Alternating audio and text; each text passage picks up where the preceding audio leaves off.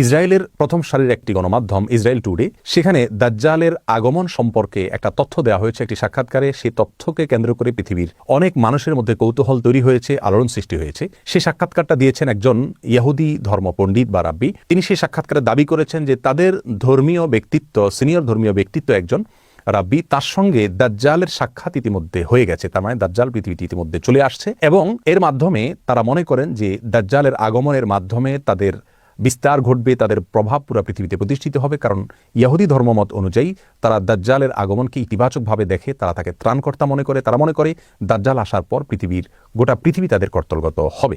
এবং এই ঘটনার প্রেক্ষিতে তারা ইসরায়েলের বাইরে সফর করছেন না, সবাই ইসরায়েলের ভিতরে অবস্থান করছেন। বিশেষ করে তাদের ধর্মীয় ব্যক্তিত্বরা ইসরায়েলের বাইরে কেউ যাচ্ছেন না, কারণ তারা মনে করেন তাদের ধর্মবিশ্বাস হলো দাজ্জাল আগমন করার পর পৃথিবীতে একটা ব্যাপক অস্থিরতা দেখা দিবে এবং সেই অস্থিরতায় পুরো পৃথিবীতে যে বিপর্যয় দেখা দিবে, যে ক্ষয়ক্ষতি হবে, সেটা পৃথিবীতে কোনো যুদ্ধেও এত ক্ষয়ক্ষতি হয় না।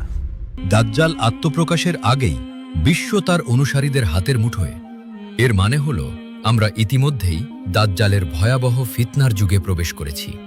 এই সূক্ষ্ম ধোঁকা থেকে নিজেকে ও পরিবারকে বাঁচাতে কোরআন, সুন্নাহ এবং শেষ জামানার জিওপলিটিক্স জানা ছাড়া এখন আর কোনো বিকল্প নেই। অন্ধকার এই সময়ে আপনার ঈমানি সুরক্ষার ঢাল হিসেবে মাক্তাবাতুল আকবার নিয়ে এসেছে দাজ্জাল ও কেয়ামত সিরিজ।